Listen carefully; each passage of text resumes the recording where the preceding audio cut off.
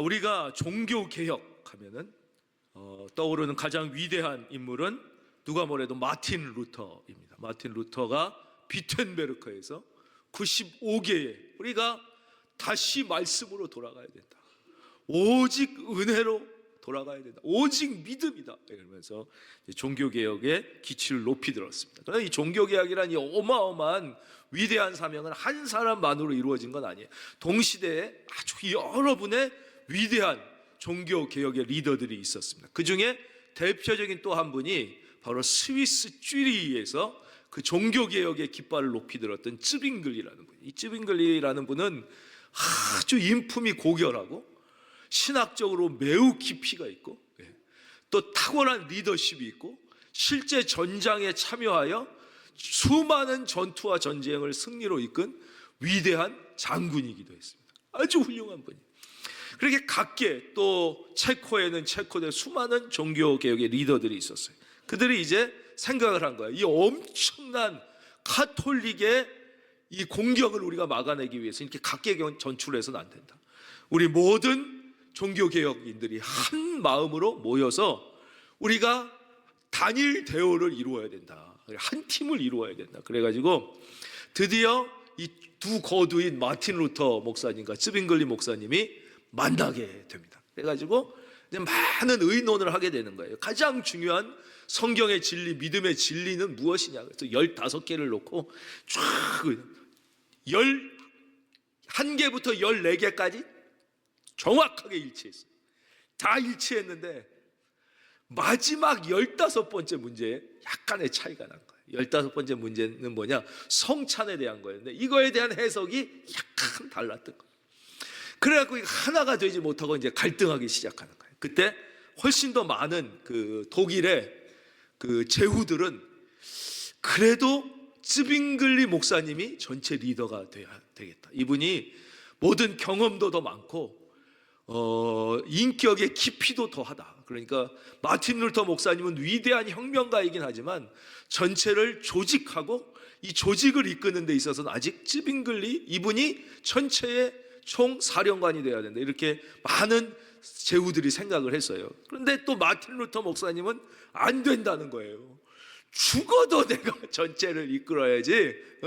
그렇지 않으면은 우리 종교개혁이 이게 오염될 수 있다. 그래서 두 분이, 쯔빙글리 목사님은 제가 볼 때 절대 개인 욕심은 아니었던 거예요. 어떻게 하면 이 하나님의 말씀으로 돌아갈 수 있을까?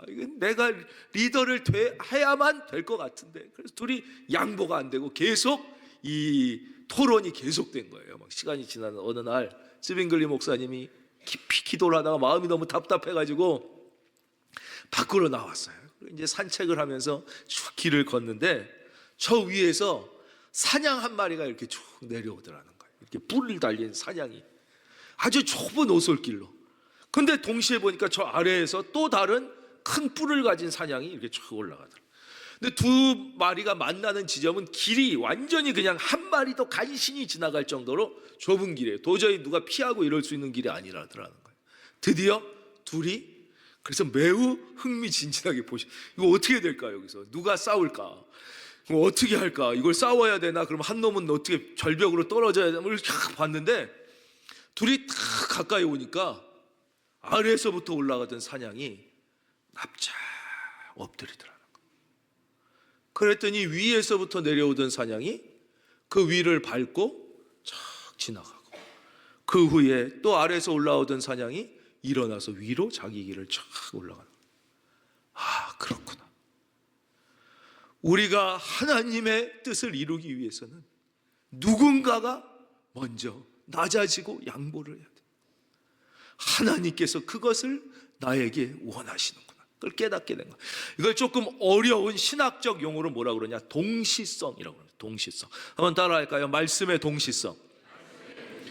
그게 우연이지. 그렇지 않습니다. 절대 우연이 아닙니다. 우리가 기도했을 때 무슨 일이 나타난다.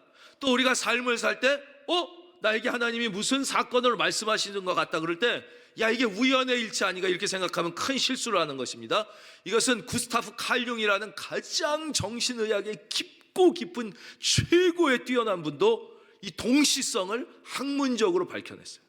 이건 결코 우연이에요. 우연처럼 보이지만 이것을 위대한 필연이라고 해요. 위대한 필연. 이것을 동시성이라고. 한번 따라할까요? 동시성.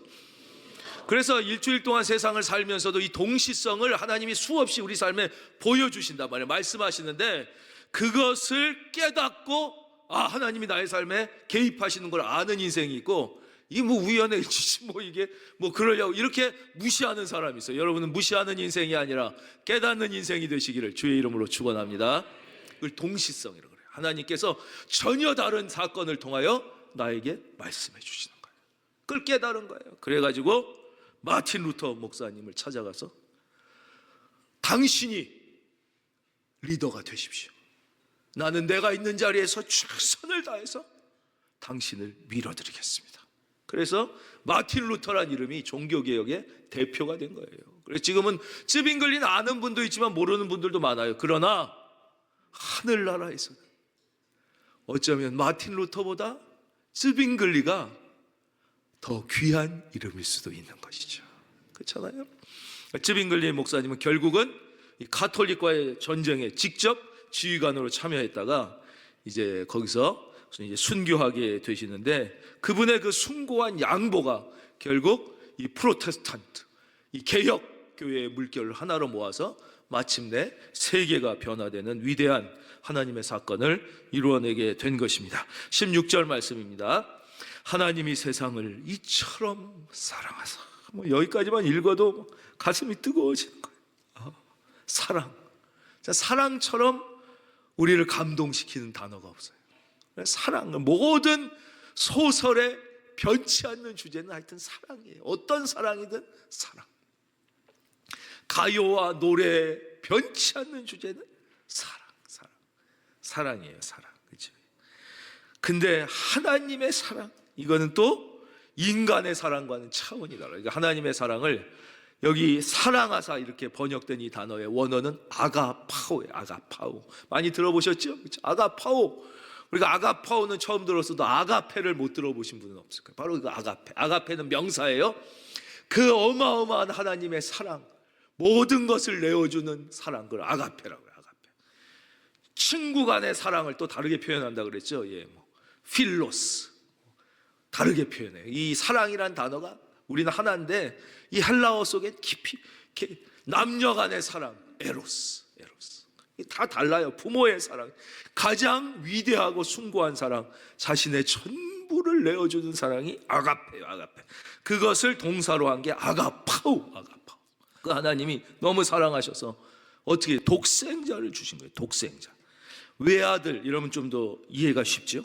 외아들을 주셨어요. 근데 여기서 이 외아들이라는 이 말씀의 의미가 아주 깊습니다. 이 모노게네스.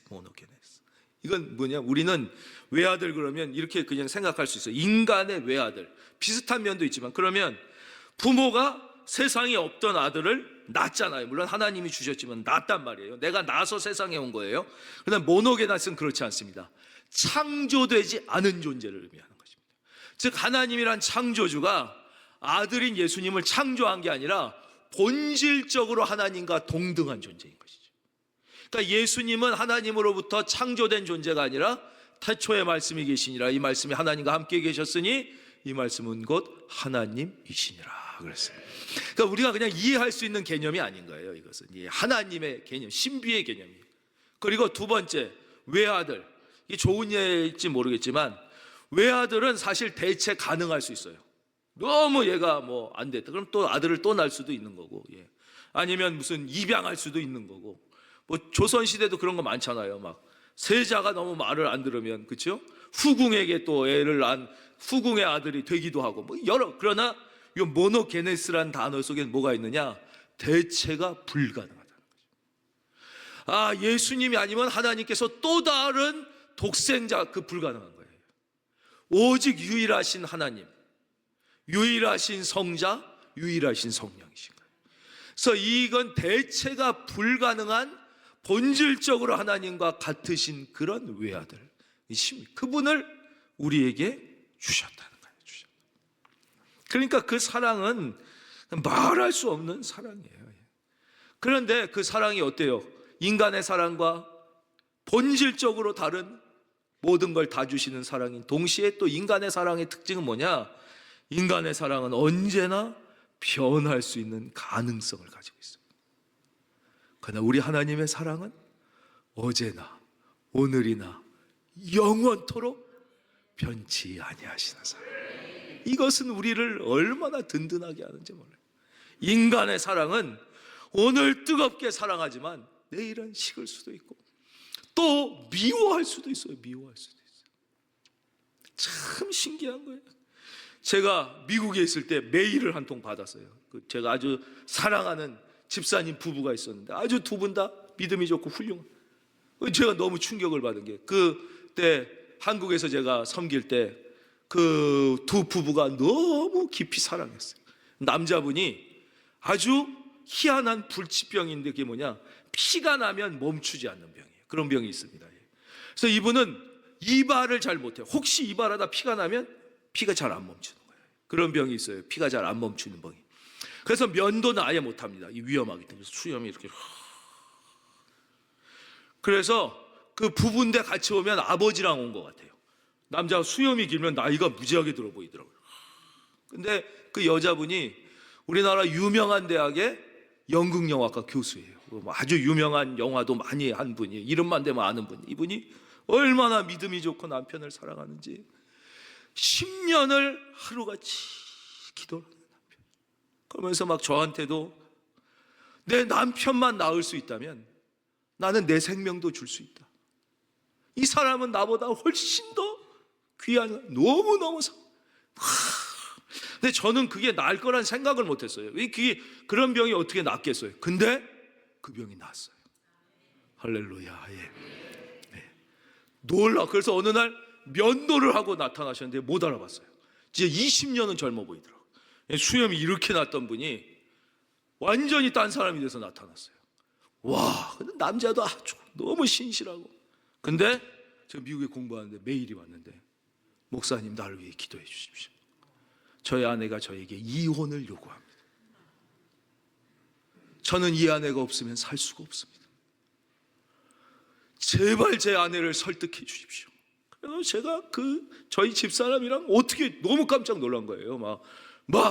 근데 여자분이 난 죽어도 이 인간하고는 못한다는 거예요.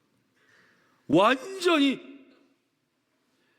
죽어도 못 산다. 이 사람하고는 절대 할 수 없어. 물론 남자분이 약간의 실수를 하긴 했어요. 그러나 더 큰 실수를 해도 참고 사는 사람이 많은데 한 번 확 돌아서니까 끝나. 난 죽어도 이 남자들 조심하기를 바라면서 너무 얼마나 우리가 설득을 하고 결국 이혼했어요. 남자는 비참해졌어요. 이 여자를 못 잊어. 이 여자는 잘 살아. 더 유명한 감독이 됐어요.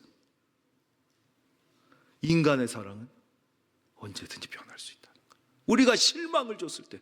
그러나 하나님은 우리가 아무리 하나님을 실망시켜드려도 우리에게 또 한 번의 기회를 주시잖아요. 우리 하나님 말고는 인간은, 왕과 사는 남자라는 영화가 요즘에 1000만이 넘었대요. 엄청나다는 거예요. 거기도 보십시오. 조선왕조실록에 보면 무슨 기록이 있냐면 세종대왕이 수양과 안평, 자기 아들들, 그 대군들이잖아요. 그 중전에게서 난, 세종대왕은 아들들이 엄청 많았습니다. 근데 그 중에 중전에게서 난 대군들을 모아놓고 단종을 부탁하는 장면이 조선왕조실록의 세종실록에 써 있습니다. 울면서 이 어린 손주들을 니들이 잘 보필해가지고 이 천년 왕조가 튼튼하게 거기서 수양이 울고 아버지 걱정하지 마십시오 안평하고 그 수양이 둘째고 안평이 셋째예요. 금성이 6 같이 울고 그 기록이 다 있어요. 그러나 어떻게 됐습니까? 형이 일찍 죽고 12살짜리가 되니까, 물론 이유야 이 왕권이 약해지고 다 신권이 돼갖고 이게 이시왕조가 없어진다고 그러지만 어떻게 자기 조카만 죽였습니까? 그 수양하고 안평은 워낙 능력이 뛰어나갖고 한글 창제뿐만 아니라 수많은 일을 세종대왕이 직접 맡겼어요. 근데 수양이 자기 반대한다. 안평이 반대하잖아. 어떻게 그래도 아버지가 한테 그렇게 약속을 하고 단종을 폐위시킬 수 있냐 그랬더니 자기 동생 안평을 죽여버리죠. 그리고 그 조카를, 그 어린 것을 죽으라고 저기다가 보낸 다음에 금성대군이라고 있어요. 금성. 그 사람 착한 사람인데 그 사람 6째 정도 되는데 금성대군이 형님 아버님한테 한 게 있지 어떻게 이럴 수가 있냐고 다시 단종이 왕이 돼야지 이게 맞다고 그러다가 너도 일로 와. 단종 보기를 꿈꿔 죽여. 단종 너도 안 되겠다 살아있으니까 이상한 놈들 나온다 죽여. 다 죽어. 그때는 울고 아버지 걱정하지 마십시오. 사람은 내일 생각이 어떻게 되지? 우리는 사람을 믿으면 안 되는 거예요. 사람을 사랑하고 하나님을 붙잡아야 돼요. 사람을 사랑해야 돼. 사랑. 그게 인간. 그러니까 처음부터 아담과 하와가 그냥 선악과 따먹잖아요. 그런데 하나님의 사랑은 어떤 사랑이에요? 어제나 오늘이나 영원토록 동일하시고 자신의 가장 귀한 것을 아낌없이 내어주시고 나를 위하여 끊임없이 내어주시는 유일한 사랑이다. 그거예요. 하나님이 세상은 나예요. 한번 저를 따라해요. 하나님이 나 같은 걸 이처럼 사랑하사. 이 사랑이 아가파워예요. 인간의 사랑과는 차원이 다른 사랑인 거예요. 나 같은 걸 그래서 독생자를 주시고 대체 불가능한 유일한 하나님이 자신을 내어주셨다. 그래서 우리 신앙이라는 거듭남이라는 건 어렵지 않은 거예요. 이 16절의 말씀, 하나님이 나 같은 걸 이처럼 사랑하셔서 그 하나님 자신이신 대체 불가능한 외아들 예수님을 나를 위하여 주시고 십자가에 나를 위하여 죽으셨구나. 그리고 생명을 주시기 위해 부활했다는 이거를 마음으로 믿고 받아들이기만 하면, 이걸 수용하는 그 사랑을 받아들이기만 하면 누구나 거듭남의 축복을 누리게 되는 거예요. 거듭남은 어려운 게 아니에요. 그래서 신앙에 있어서 제일 중요한 필수 조건은 뭐냐? 다른 게 아니에요. 감사와 찬양이에요. 한번 따라하게요. 감사와 찬양. 왜요? 우리의 공로와 우리의 노력이나 우리의 자격이 전혀 없이 100% 거저 선물로 주셨으니까 우리가 할 거는 감사할 뿐이 없는 거예요. 감사. 여러분 늘 감사하기를 바랍니다. 늘 찬양하기를 바랍니다. 그거예요. 그걸 하나님이 제일 기뻐하시는 거예요. 다른 건 뭐 별거 없는 거예요. 우리는 감사하고 참 그를 믿는 자만. 그런데 이걸 우리 사랑하는 성도님들 같이 이렇게 믿고 수용하는 사람도 있지만 그렇지 않고 거부하는 사람이 있어요. 그럼 어떤 결과가 일어나냐를 말씀. 먼저 믿고 수용하게 되면 그러면 하나님의 자녀가 되는 거예요. 믿는 자, 그 이름을 영접하는 자에게는 하나님의 자녀가 되는 권세. 하나님의 자녀가 됐으니까 어떻게 해요? 영생이 보장받는 거예요. 그것뿐만이 아니라 이 세상을 살 때 하나님의 자녀에서의 축복을 누리면서 합니다. 그 중에 오늘 하나를 말씀드리면 이 거듭남을 경험하면 어떻게 되냐? 인생의 결핍을 영광과 축복의 사건으로 바꿀 수 있는 은혜가 주어지는 거예요. 한번 따라할까요? 인생의 결핍을. 근데 결핍이 없기를 바라는데요, 결핍이 없는 인생은 지구에 아무도 없다는 걸 꼭 기억해야 돼요. 그 어느 누구도 결핍이 없는 인생은 없어요. 그 어떤 훌륭하고 대단한 사람도 다 결핍이. 예를 들면 할리 나우엔 같은 분이 있어요. 이분은 너무너무 유명해요. 상처 입은 치유자라는 책은 다 한번 대목은 다 들어봤을 거예요. 우리가 다 고난과 상처를 통하여 주님을 더 깊이 알고 우리가 고난과 상처가 있기 때문에 오히려 고난과 상처가 있는 사람을 이해하고 섬기면서 하나님 나라를 이루어간다. 아주 내용은 간단해요. 이분이 훌륭한 분이고 이분의 평생 책을 수십 권 썼는데 이분은 관계의 최고의 그냥 관계의 달인이라고 할 수 있어요. 이분의 책을 보면 처음에 하나님과 나와의 관계, 이게 제일 중요한 관계예요. 그렇죠? 그러니까 어떻게 하나님과 나와의 관계를, 믿음이에요. 믿음. 그 다음 나와야 또 나와의 관계, 자기 스스로와 화해하고 자기 스스로를 사랑하고 자기 스스로를 어떻게 발전시킬 수 있냐, 이 두 번째 관계, 나와 나와의 관계, 이거 매우 중요합니다. 우리나라 분들은 이걸 못하는 분들이 많아요. 세 번째, 나와 너와의 관계. 이웃과의 모든 것, 다 이웃이잖아요. 그렇게 치면, 그렇죠? 아내도 남편도 자녀도 부모, 나와 이웃과의 관계에 대해 책을 많이 쓰셨고 정말 훌륭한 분이에요. 그래서 이제 하버드 대학교에서 가르치시다가 마지막에 그걸 내려놓으시고 캐나다로 가서 라브리 공동체인가? 거기 가서 그 정신지체 장애인들을 자기가 평생을 섬기며 천국같이 살다가 천국 가신 분이에요. 그런데 이분이 죽을 때까지 해결하지 못한 관계가 있어요. 뭐냐? 자기의 친아버지와의 관계였어요. 그 상처가 엄청났어요. 이분의 친아버지는 유명한 변호사 출신의 판사였어요. 아니, 변호사 출신의 법대 교수였어요. 야, 이 자식이 이게 나 뒤를 이어가지고 네가 권세가 있는 이걸 해야지, 정치를 하거나 법대를 가야지, 무슨 이 자식이 신학을 해가지고 무슨 목사, 그래가지고 아들이 그거 할 때부터 너무 싫어한 거예요. 상처가. 아버지와의 관계를 회복하고 싶은데 아버지가 이 놈을, 너 같은 놈은 내 아들이 아니다, 내 말을 안 들은 너 같은 놈은 무슨 있을 짤데 없는 책이나 쓰고 말이야, 법전을 써야지 뭐 이래가지고 울었어요. 그 아버지의 관계. 나중에 이분이 하버드 대학 교수가 되니까 아버지가 조금 좋아했어요.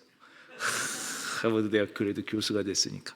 근데 이분이 어느 날 그걸 내려놓고 장애인 공동체에 간다 그러니까 아버지가 또 미친놈이구나 이게, 너를 미치게 한 그래가지고 또 끊었어요.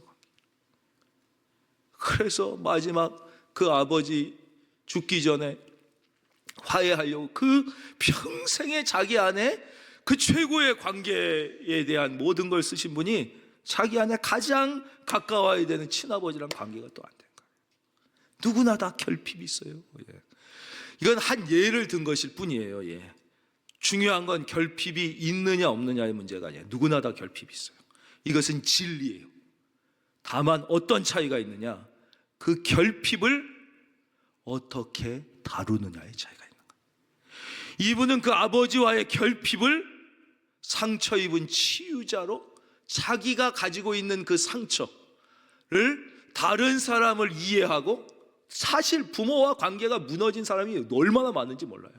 그분들을 위로하고 설득하고 살리는데 자기의 그 결핍을 다룬 거예요. 그런 사람이 성경에 누가 있어요? 뭐 수도 없이 많지만 한 예로 수가성녀. 이 여자는 우리가 관계 때문에, 관계의 결핍이에요. 그래서 남편이 5번이 바뀌었어요. 5번을 버림받았다는 뜻이에요. 왜냐? 고대 사회는 여자는 이혼을 요구할 권리가 없습니다. 남자만이 이혼할 수 있는 권리가 있어요. 그러니까 남자 5명이 이 여자를 다 버린, 그 상처가 말할 수 없어요.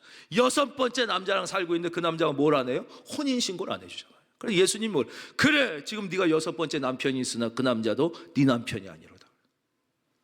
혼인신고를 안 해주는 거예요. 자기 술집 여자 취급하는 거예요. 그래서 이 사람이 대인공포증이 걸리죠. 공황장애가 열리죠. 모든 인간관계가 무너져서 사람이 있을 땐 나오질 못하잖아요. 그래서 아무도 없을 때 혼자 몰래 나와서 물 떠갖고, 사람들 나오면 다 숨고. 그랬더니 이 여자가 예수님을 만나게 되는 거예요. 예수님 앞에 자기의 가장 부끄러운 결핍을, 난데없이 예수님이 뭐라고? 네 남편을 데려오라. 자기의, 여러분 말씀을 들을 때 나의 가장 아픈 곳이 찔리면 그것은 하나님의 치유의 역사가 임했다는 증거입니다. 그래서 이 미친 남자가, 내가 안 그래도 제일 그게 자존심, 이러면 안 되는 거예요. 순종해서, 그래, 네가 남편이 5이 있었으나 지금 딴 남자랑 살고 있지, 그도 네 남편이 아니다. 그때 그분 앞에서 자기의 영혼을 내어놓자 그 무너진 관계가 예수님과의 가장 아름다운 관계로 회복돼요.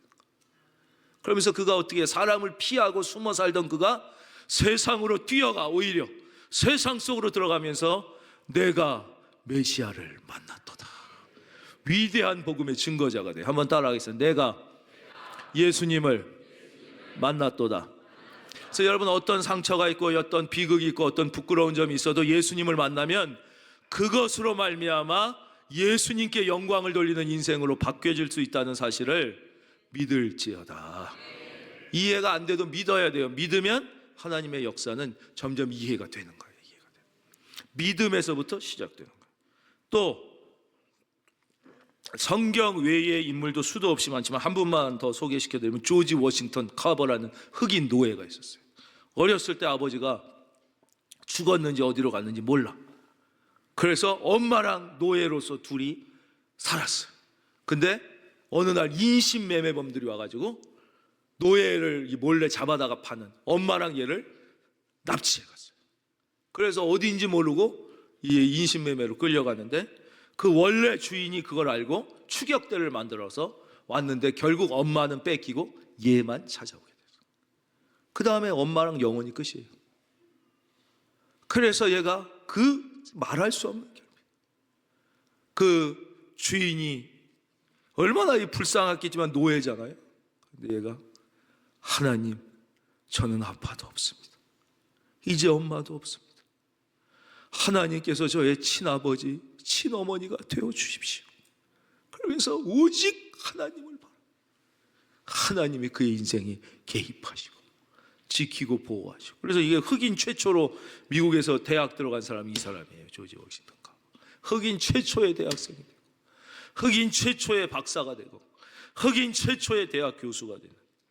어느 날 기도드리는데 나는 이렇게 대학 교수가 돼서 잘 먹고 잘 사는데 내 고향의 그 흑인들은 지금도 너무나, 왜냐하면 그 고향이요 너무 척박해. 그래서 농사가 안 되는 땅이에요. 농사가.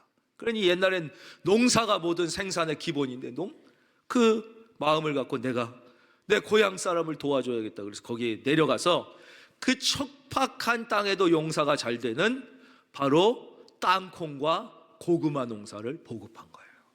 땅콩은 얼마나 땅이 그대도 다 잘 됩니다. 땅콩. 그래서 거기서 막 땅콩이 엄청나게 나면서 이 사람들이 먹고 살게 되니까 막 우리 박사님 당신을 존경합니다, 사랑합니다. 그러다가 너무 잘 되니까 어떻게 돼요?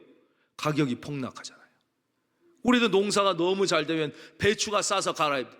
야, 폭락하게 되니까 사람들의 마음은 싹 바뀌는 거예요. 당신이 땅콩 농사지라고 그래가지고 다 폭락했다, 우리 굶어 죽게 됐다. 그래서 또 막 목사님을 비판하기, 아니 목사님이래, 그 박사님을 막 비판하기 시작합니다. 이분이 너무 괴로웠어요. 나는 정말 나의 모든 걸 버리고 이 고향을 위해서 왔는데. 그래서 하나님 앞에 땅콩을 갖고 기도하잖아요. 그러다가 어느 날 밖에 별을 봤대요. 별을 쫙 보고, 하나님, 저 별은 하나님이 만드셨지요? 저 우주의 비밀을 저에게 알려주십시오. 저 우주를 만드신 더 크신 하나님, 당신이 왜 저에게 이런 고통을 주시는지 비밀을 알려주십시오. 근데 이분의 자서전에 보면 이렇게 나와요. 그때 하나님이 마음에 어떤 감동을 주셨느냐? 그거는 네가 감당할 수 없는 너무 큰 비밀이다. 내가 너에게 감당할 수 있는 걸 알려주겠다. 네 손에 들려있는 땅콩의 비밀을 알려주겠다. 우리가 감당할 수 없는 걸 너무 물어보면 안 되는 거예요. 그래서 그렇죠? 마땅히 생각할 그 이상을 생각하지 말라고 그랬어요. 허무맹랑하게 이러면 어떤가 저러면 어떤가 이럴 필요 없어요. 나에게 주어진 말씀을 붙잡고 땅콩의 비밀을 알려주겠다. 그래서 이 땅콩의 비밀이 나타나서 그 사람이 제일 처음 만든 게 땅콩버터예요. 땅콩버터. 땅콩버터가 얼마나 몸에 좋은지 아십니까? 오늘 집에 가셔서 많이 잡수시길 바라요.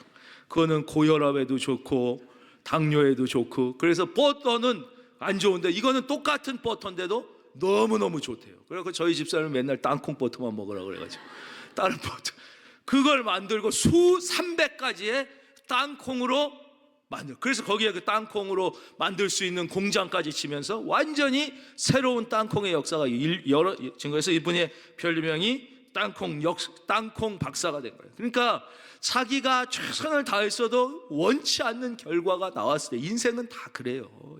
여러분, 사업하는 사람 중에 게을러서 망한 사람 좀 한 명도 못 봤어요. 그래서 공부가 제일 쉽다 그러는 거예요. 공부는 열심히 하면 점수가 나오지만요, 세상 일은 회사에서 목숨 걸고 충성했어도 이사 안 되고 잘립니다. 사업, 잠 못 자고 사업해도 하루아침에 부도납니다. 근데 애들은 그걸 몰라. 공부가 쉬운 줄. 공부는 열심히 한 만큼 아무리 그래도 점수가 나오고. 세상은 그렇지 않아요. 그걸 못 깨닫잖아요. 여러분도 지금 제발 믿음의 축복을 깨닫는 은혜가 있기를 바랍니다. 못 깨달으니까 하나님이 답답한 거예요. 믿음으로 살면 이건 분명한데 제일 쉬운 게 믿음으로 사는 건데 이걸 못한다는 거예요. 그래가지고 믿음으로 안 살고 거부하는 반응이 나와요. 그게 뭐예요? 18절, 그를 믿는 자는 심판을 받지 아니하는 것이요 믿지 아니하는 자, 거부하는 자는 하나님의 독생자 이름을 믿지 아니함으로 벌써 심판을 받은 것이니라. 그 정죄는 이것이니 곧 빛이 세상에 왔으되 사람들이 자기 행위가 악함으로. 화면 보겠습니다. 뜻을 한번 생각하면서 저를 따라해 주시면 감사하겠습니다. 빛보다 어둠을 더 사랑한 것이니라. 여러분, 구원의 문제는 사랑의 문제예요. 지식의 문제도 아니고 판단의 문제도 아니고 철학과 사상의 문제도 아닙니다. 구원의 문제는 오직 사랑의 문제입니다. 왜 구원을 못 받느냐? 왜 은혜와 축복을 경험하지 못하는 이유는 딱 한 가지, 하나님보다 어둠을 더 사랑하기 때문에. 여러분, 솔직히 가슴에 손을 대고 물어보십시오. 내가 하나님을 더 사랑하나? 내 자유를 더 사랑하나? 주일 성수 왜 빠집니까? 하나님보다 노는 걸 더 사랑하니까. 내가 정말 하나님을 더 사랑하나? 돈을 더 사랑하나? 우리가 하나님의 그 사랑을 진짜 경험하면 드릴 수 있다는 게 얼마나 큰 축복이며, 이것뿐이 못 드린다는 것이 너무나 죄송한 마음이 있는 거예요. 근데 우리는 은혜의 문제와 믿음의 문제는, 다시 말씀드리겠습니다, 그것은 사랑의 문제. 저는 저와 여러분이 하나님을 더 사랑하셔서 단 한 분도 예외 없이 큰은혜 교회에 속한 모든 형제 자매들이 물질적 풍요를 누리며 살 수 있기를 주의 이름으로 축원합니다. 그 하나님의 약속이란 말이에요. 우리가 잘 아는 이야기 중에 청량리 중앙교회 임택진 목사님이 계세요. 지금은 천국 가셨어요. 1922년생이신데 아주 훌륭한 목사님이시죠. 근데 어느 날 성도님들이 목사님께 찾아왔어요. 목사님께서 혹시 다른 교회로 부임해 가신다는 소문이 들리는데 그게 사실입니까? 목사님이 아무 대답을 안 하고, 목사님 어떻게 그러실 수가 있습니까? 사례비가 적어서 그러십니까? 우리가 그 교회보다 훨씬 더 많이 드리겠습니까? 도대체 어떤 교회입니까? 우리가 더 많이 드릴 테겠습니다. 막 그랬어요. 목사님이 가만히 계시다가 눈을 딱 뜨시더니 그랬다. 그 청량리에 좀 나오면 그 마장동이 있어요. 마장동. 지금은 어떤지 모르고 예전에 마장동에 소시장이 있었다는 거예요. 보더니 내가 소시장에 소로 보이는가? 소야, 더 돈 많이 주겠다는 임자가 나타나면 더 많이 주겠다는 사람 임자 따라가지만, 목사가 돈 더 많이 주겠다고 그래서 거기로 따라갈 것 같은가? 내가 겨우 소시장에 소로 보이는가? 그랬다는 거예요. 막 이분들이 목사님 정말 훌륭하십니다. 목사님 감사합니다. 소문이 막 났어요. 야, 진짜 그분 진짜 훌륭한 분이에요. 저도 생전에 여러 번 뵀는데 너무 순수하시고 훌륭. 그래서 이제 목사님들 모임에서 후배 목사님들이 칭송을, 목사님 정말 훌륭하십니다. 그래야지 목사들이 말이야 돈을 좋아해가지고 이게 이래서 되겠습니까? 돈을 보기를 돌같이 여겨야 목사지. 뭘 돈 때문에 목사들이 돈 사랑하고 일로 가고. 정말 이 부끄러운 시대에 목사님께서 귀한 모습을 보여주셔서 정말. 그랬더니 갑자기 이 임택진 목사님, 무슨 소린가? 나 돈 되게 좋아해 그러시더죠. 이 세상에 돈 싫어하는 사람이 누가 있나? 돈이 없으면 어떻게 사나? 돈이 없으면 어떻게 가족에게 자녀를 키울 수 있나? 돈 좋지. 나도 돈 좋아하네. 그러나 목사가 돈보다 예수님을 조금은 더 사랑해야지. 내가 돈이 안 좋아서가 아니라 그래도 예수님을 돈보다는 더 사랑해야겠지. 여러분, 물론 우리가 다 성자가 돼서 완전히 최영 장군처럼 막 한국을 보기를 돌같이 여기고 오직 주님만 사랑할 수 있다면 여러분 그거야 얼마나 좋겠습니까? 그런데 하나님이 당장 우리에게 그것을 원하시는 게, 하나님은 우리에게 더 큰 은혜와 축복을 주시기를 원하시거든요. 그 걸음은 하나입니다. 하나님을 조금 더 사랑하는 거죠. 그래도 우리가 하나님의 은혜로 구원받았는데, 그렇죠? 하나님을 조금 더, 여러분 건강을 더 사랑하지 말고 하나님을 더 사랑해서 여러분의 건강을 하나님을 위해 사용하기를 바랍니다.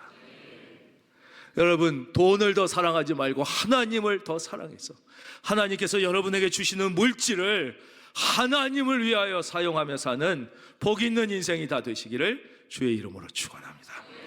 여기까지 설교 끝이에요. 근데 어떻게 하면 하나님을 더 사랑할 수 있느냐? 실제적인 방법 하나만 말씀드리겠어요. 하나님을 더 사랑하는 건 우리가 의지적으로 더 사랑하겠다고 그래서 사랑해지면 좋은데 꼭 그런 게 아니라 제일 분명한 방법은 뭐냐? 하나님이 나를 얼마나 사랑하는지를 깨달으면 되는 거예요. 그 엄청난 하나님의 사랑을 깨달으면 하나님을 더 사랑하지 말라 그래도 더 사랑할 수밖에 없게 되는 거지, 억지로 하는 게 아니에요. 그러면 어떻게 내가 하나님의 사랑을 더, 그 엄청난 사랑을 깨닫고 누리며 감격할 수 있냐? 방법은 여러 가지인데 가장 확실한 방법은 뭐냐? 찬송을 많이 부르는 것입니다. 이 찬양 저 찬양 부르지 말고 이번 주에 하루 날을 잡아서 여러분이 사랑하는 곡 어느 곡이든 좋습니다. 지금 생각해 보세요. 주무시는 분 딱 한 분 빨리 일어나가지고 그 곡을 사랑하셔요. 한 곡을 정하세요. 한 곡을. 어떤 곡이든 괜찮아요. 가사가 어떻든 관계없어요. 뭐 가사 생각, 그냥 내가 제일 좋아하는 찬송이든 복음 한 곡, 딱 한 곡. 그리고 그 곡을 사람 없는 방에 문 잠그고 들어가서 100번을 부르십시오. 100번 불러야 됩니다. 다른 거 다 필요 없습니다. 그 한 곡을 100번 부르십시오. 100번 전에 성령이 임하고 100번 전에 주의 터치가 임하고 하나님의 살아계심을 경험하지 못하고 머리로만 들은 분 100번 불렀을 때 하나님의 임재를 경험하지 못한다면 그분은 다음 주에 저를 찾아오십시오. 이것은 절대에 가까운, 이건 이제 진리는 아니지만 우리가 찬송 한 곡 100번만 불러도 하나님의 살아계심을 누구나 예외 없이 다 경험할 수 있게 됩니다. 그 사랑을 가슴, 그러면 기쁨이 샘솟는 거예요. 샘솟는. 저와 여러분 모두에게 이 하나님의 뜨거운 사랑을 더 깊이 깨달을 수 있는 복 있는 한 주가 되시기를 주의 이름으로 축원합니다.